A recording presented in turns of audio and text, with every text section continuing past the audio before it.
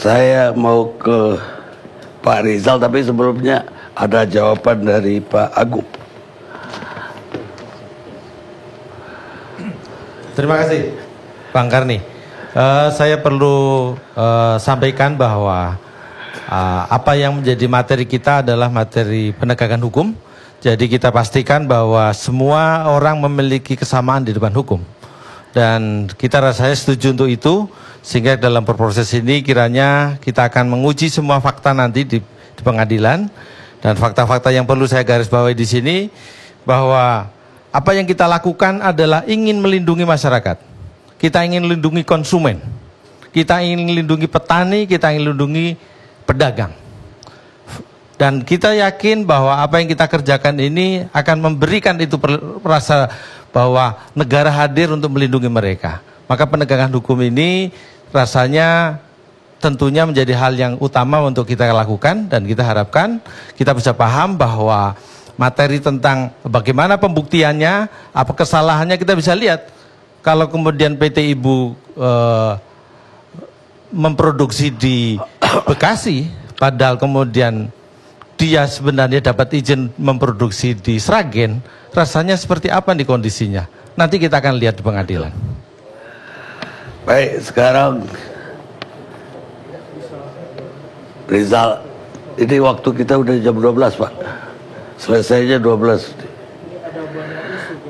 Iya, cuma Pak Rizal dulu deh. Kalau sebelum jam 12 selesai masih boleh. Pak Karni, masalah beras ini penting sekali. Siapapun pemerintah yang berkuasa bisa jatuh atau bangun kalau ada instabilitas di harga beras. Nah, yang terjadi adalah setelah kejatuhan Pak Harto, terjadi creeping transformation atau transformasi merangkak dari pentingnya peranan Bulog makin lama menjadi kurang penting, diganti dengan quasi swasta lah, ya kan? Nah, ini tentu ada risikonya terhadap pengendalian harga dan sebagainya. Saya berikan contoh, ada nggak grafiknya tadi ya? Itu deh. Ini grafiknya. Jadi bisa dilihat di sini. Ini sejak awal. Ini 2 tahun pertama kami jadi ketua Bulog dan Menko. Mbak Karni bisa lihat harga stabil, nyaris nggak naik. Kemudian dilanjutkan oleh pemerintahan berikutnya juga relatif stabil. Karena 2 hal. Kami mencoba cari data yang benar-benar betul. Saya berikan contoh, pejabat Bulog selalu biasanya kepengen import-import. Mohon maaf, di masa lalu ada komisi lah $10-20 oleh bos-bos, ya kan? Nah, sementara pertanian selalu mengatakan produksinya naik terus, tinggi, kita cukup. Nah, data yang sebenarnya itu ada di tengahnya. Bulog juga nggak benar, pertanian juga nggak benar. Nah, kami temukan pada waktu kami cukup memang, nggak perlu import sama sekali. Jadi 2 tahun ini tidak ada import beras sama sekali oleh Bulog, oleh negara. Setelah kami ada keinginan lah mau nyari duit secara politik, ya import lagi gitu loh. Nah, yang kedua, di dalam operasi pasar, saya kira Pak Kadolok DKI, Pak Ali tahu persis itu, ya kan, harus menganggap beras itu, mengendalikan harga beras sama dengan mengendalikan valuta.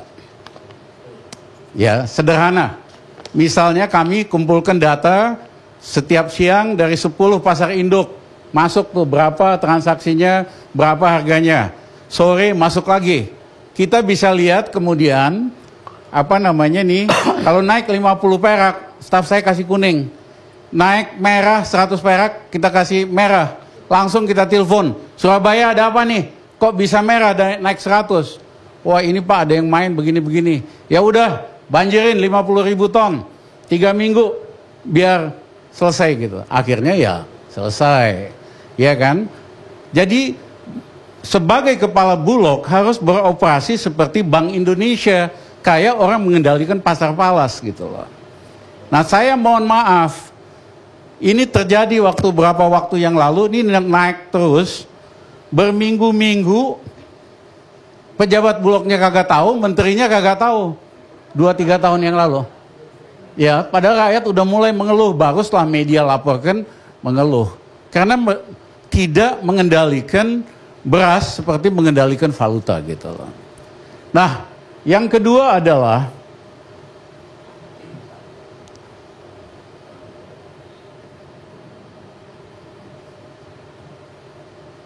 jadi ada yang kita harus bahas tadi. Ini creeping transformasi merangkak dari peranan Bulog yang penting menjadi semakin lama makin berkurang. Dan ini beresiko. Bulog itu sebetulnya stoknya hanya 2-3 juta. Tapi dengan 2-3 juta dia bisa mengendalikan harga di pasar yang 46 juta. Ya, kalau Lihai ketua Bulognya dengan hanya modal 2 juta dia bisa stabilisasi harga padahal pasarnya hanya 46 juta.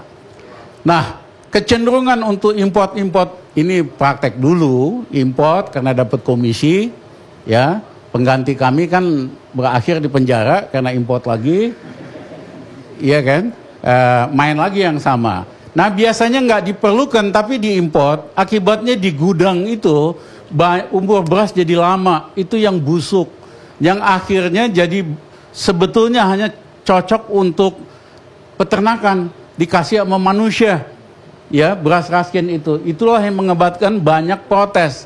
Nah itu bisa terjadi karena overstocking, stok yang berlebihan nggak diperlukan, diimport karena motifnya itu mau cari dana lah kasarnya. Nah yang kedua adalah kita juga harus berpikir jangka panjang. Hari ini penduduk kita 263 juta orang, perlu sekitar 46 sampai 48 juta ton beras. Kalau kita lihat tahun 2030, penduduk kita nambah, 100 tahun Indonesia, tahun 2045 penduduk kita itu 332 juta orang. Itu perlu 12 juta ton ekstra beras lagi. Ya. Nah, tidak ada pilihan kecuali melakukan ekstensifikasi dan mekanisasi di luar Pulau Jawa. Ya, di mana itu Sulawesi Selatan nih kampungnya Pak Said itu terkenal beras pindrang, sidrap, lain-lain.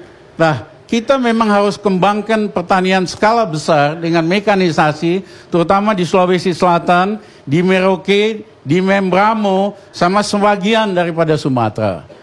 Ya, dan saya percaya kalau kita lakukan dengan sistematis untuk menambah 12 ton produksi itu perlu 3 juta hektar tambahan. Dan itu nanti akan membuat Indonesia bisa jadi bowl-nya. Mangkok berasnya Asia Tenggara dan Asia Selatan. Di masa datang pangan itu akan sulit. Tidak semua negara punya tanah dan air sebagus Indonesia. Indonesia bisa jadi rice bowl-nya Asia Tenggara dan Asia Selatan. Kita ada waktu 5-10 tahun untuk mempersiapkan 3 juta hektar. Nah saya mohon maaf sampai sekarang kita memang belum lihat ini. Nah yang ketiga tadi kembali ke grafik. Ini bisa dilihat. Yang hijau ini harga di Bangkok beras. Ini harga di Indonesia. Makin lama ini gapnya hampir sama satu. Ya, banyak sekali inefisiensi. Dan sayangnya, saya setuju dengan Menteri Pertanian, yang menikmati itu bukan petani. Yang di tengah ini ke atas. Broker, pedagang, nggak apa-apa. Ya, tetapi juga kita harus utamakan supaya menikmati ini petani di masanya akan datang. Dan ada caranya, ya kan? Tadi ada yang kasih contoh ketua KPU di Jepang. Apa sih yang membedakan Jepang dengan negara lain? Negara lain itu memang pupuk disediakan, bibit disediakan, irigasi disediakan. Yang membedakan Jepang dengan negara lain, mereka memiliki pricing policy. Tujuan dari pricing policy itu agar supaya petani hidupnya lebih sejahtera. Petani bisa hidup lebih baik, dia punya daya beli, akibatnya mereka beli industrial product, jadi ekonominya bisa maju. Jepang secara konsisten, Partai Liberal Democratic Party di Jepang itu ngurusin petani dengan pricing policy yang ketat. Ditekan Amerika, ditekan Eropa, dia nggak peduli. Tetapi akibatnya semua petani di Jepang itu voting untuk LDP. Satu-satunya partai yang betul-betul memperjuangkan petani. Nah, saya ingat dulu ada mantan presiden kita, ya kan? Yang dokter pertanian, saya pikir tadinya mau all out di dalam bidang pertanian. Ternyata kagak. Tapi penting sekali pricing policy. Kita ini selama ini selalu ngomong bibit oke, pupuk oke, lain-lain, tapi pricing policy. Nah, yang ketiga,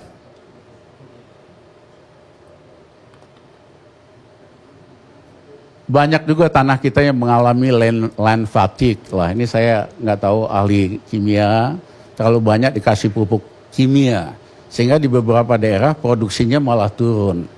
Ya kayak pesawat lah. Pesawat fatigue, udah kelelahan. Nah, banyak tanah di Pulau Jawa itu yang sudah land fatigue, yang memang harus ditreat dengan treatment khusus, jangan terlalu banyak pupuk kimia supaya produktivitasnya tinggi. Bang Karni, masalah ini nggak ribet-ribet amat. Tapi tadi saya kaget waktu Pak Dirjen katakan, beliau diperintahkan oleh Menteri untuk nyari gabah di Jawa Tengah. Ini Bulognya ngapain aja? Inilah masalah kalau di Bulog itu orang bank senangnya di belakang meja aja, dia nggak turun ke lapangan. Masa sampai Dirjen perlu ngumpulin gabah di Jawa Tengah? Kemana Bulognya? Jadi kami ingin Pak Jokowi juga perbaiki ini, ya kan? Bagaimana? Nah, yang ketiga adalah kami dulu bikin policy.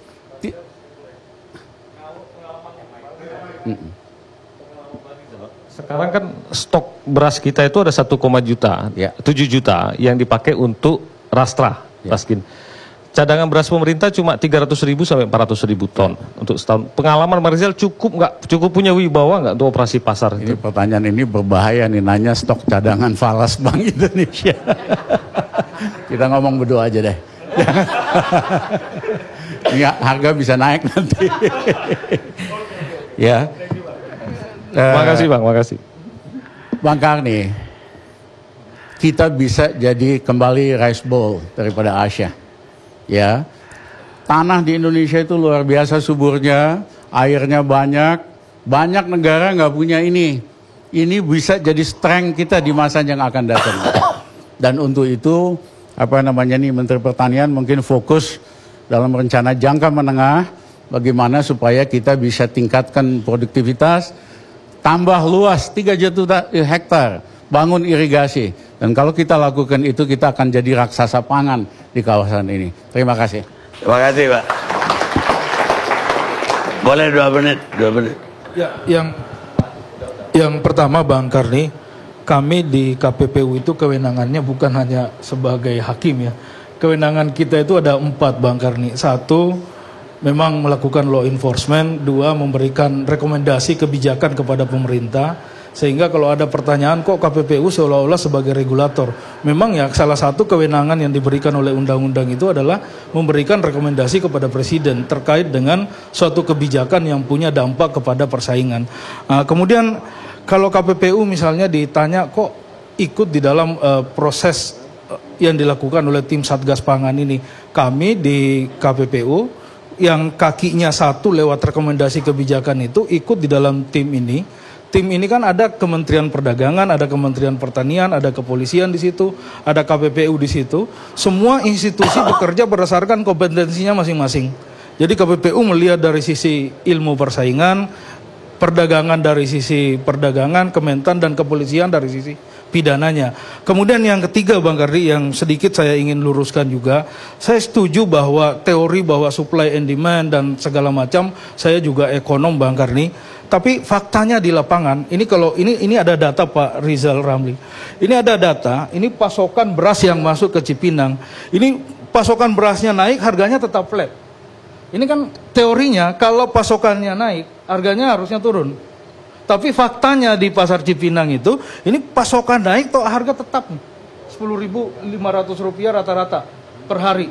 Ini harga harian, Pak. Ini kita ambil dari data yang dipublikasi oleh pasar. Ini artinya apa? Pasar ini nggak bekerja. Tadi kalau Pak Iwantono dan lain-lain menyebut ini, itu teorinya, Pak. Tapi faktanya ya ini datanya seperti ini. Ini yang menjadi fokus kita kemudian di KPPU. Terakhir Bang Karni, yang saya ingin sampaikan, saya setuju sekali dengan Pak Rizal Ramli tadi bahwa memang salah satu yang paling menarik di dunia ini adalah Korea dan Jepang. Jepang ini mampu menyederhanakan rantai distribusi dengan pricing policy yang benar itu, sehingga harga komoditas pangan mereka itu menjadi sangat stabil dari waktu ke waktu. Saya kira pemerintah Indonesia bisa meniru itu, Bang. Ya kalau ada bicara Jepang dan Korea Selatan, segala bidang, nggak aja beras. Mas Kio, loh, fatwa terakhirnya apa itu? Ya, saya cuma tertarik pada... Sebagai Wong Solo.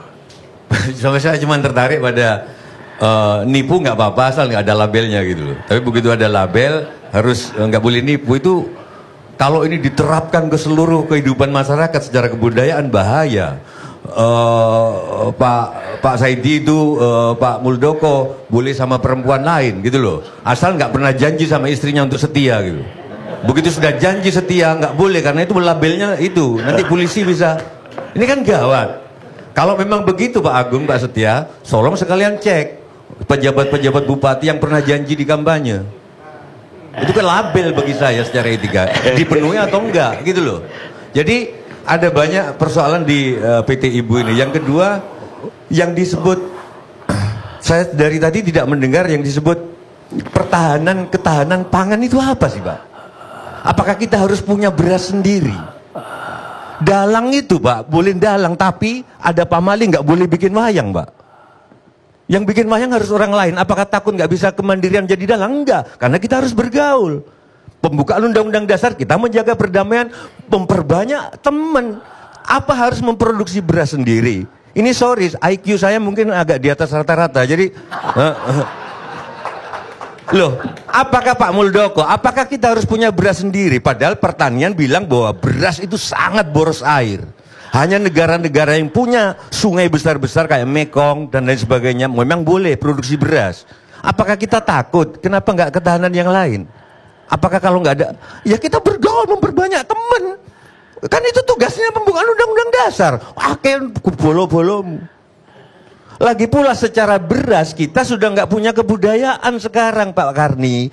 Dulu namanya beras itu harus dimasak di dandang. Saya nanya ke orang-orang kimia apa artinya dandang. Ditus. Artinya ketika sudah ini Pak Rizal, air itu netes sehingga kadar gulanya di karbohidrat itu turun. Sekarang beras dimasak di kayak termos itu sehingga kadar ya gula yang numpuk di situ. Kita sudah nggak punya kebudayaan beras. Pertanyaan saya, apakah kita masih bertahan, Pak Rizal? Saya punya wangsit dari bunga Kamboja ini. Beras itu bukan cikal bakal kita. Itu dari India. Beberapa abad sebelum Masehi, dulu kita makan sagu, maka teman-teman nifonologi bilang, setiap kebutuhan pokok di Indonesia selalu ada S dan G. Cirebon ngomong sega, Sunda ngomong sangu. Enggak, Padang? Padang ada sagu. Ada SG-nya, Madura sege. Jadi diasumsikan bahwa dulu ini hutan sagu. Sejak itu terus masuk, akibatnya lingkungan jadi rusak karena sawah. Banyak hal masyarakat Ciamis Pak Karni, insektisida yang tadi tanah-tanah bisa bantat. Karena kita langsung membunuh hama. Kita nggak belajar ke masyarakat Ciamis kalau doa mau nanam padi. Doanya masyarakat Ciamis. Serangga-serangga, silakan makan. Tikus silakan. Tapi beri kami sisanya. Lu doanya gitu Pak, nggak membunuh-bunuh gitu. Nggak ada kebudayaan beras sudah. Makanya strategi pangannya sampai lagian nggak ada orang nutu alu sekarang.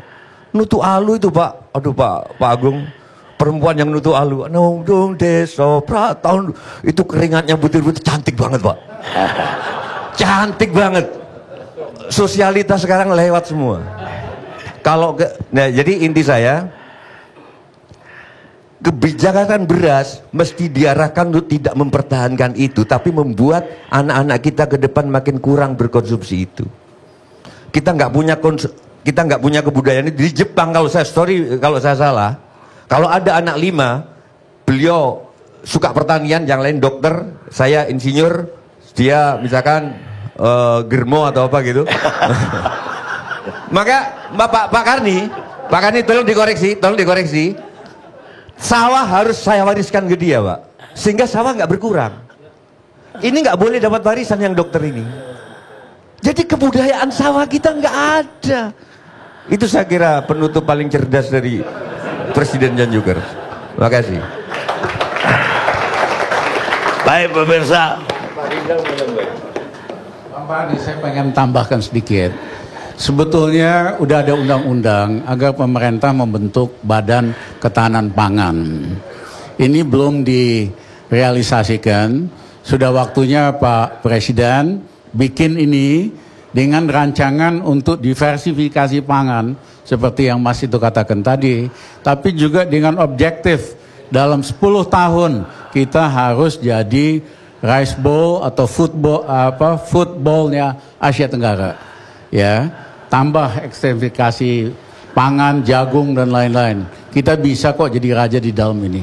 Tugaskan itu ke Badan Pangan yang baru. Terima kasih. Baik, pemirsa, apapun juga dari apa yang terjadi dari operasi Satgas, selama ini memang masyarakat sendiri juga mengeluh bahwa rakyat yang bertani tetap aja miskin. Sementara yang jadi tengkulak, penghijau, pedagang, apalagi sekarang konglomerasi, dan bahkan dari luar negeri pemodalnya, itu mengumpulkan keuntungan yang berkali-kali lipat dari apa yang didapat oleh petani. Artinya ketimpangan ini pasti ada yang salah. Apakah di sistem atau di tata kelola, itulah yang dilihat oleh penegak hukum, mencari di mana salahnya. Salah satu yang diketemukan tentunya yang tadi, labelisasi yang dianggap tidak sesuai dengan apa yang ada di dalam. Ini pun sebetulnya kecurigaan terhadap ini sudah sangat lama. Banyak label dari kemasan-kemasan yang ketika kita buka, dari makanan yang kita beli pakai kemasan, isinya cuma separuh. Dan apakah benar, apakah pernah ada makanan yang mencantumkan bahwa di dalamnya mereka menggunakan pewarna atau pengawet? Hampir semuanya tidak ada. Dan apakah itu tidak ada pelanggaran? Apakah benar mereka tanpa pengawet tapi bisa berbulan-bulan expirednya? Saya kira bisa, Pak. Kalau vacuum packaging bisa, tapi apa bisa semua yang mengatakan tidak ada pengawet itu? Pasti ada yang bisa. Buatan asing lebih banyak yang bisa. Tapi kita selalu tidak mencantumkan itu. Jadi apa yang dilakukan, saya kira memang perlu dimulai ada gebrakan. Dan kemudian juga dari pihak regulator, saya kira sudah saatnya juga melahirkan aturan-aturan untuk mengatur agar ketimpangan tadi tidak semakin lama semakin besar. Menurut saya petani-petani kita satu generasi ini bukan miskin tok, tapi udah satu generasi sudah punah dari bumi ini. Dan kita ketemu ALC yang akan datang.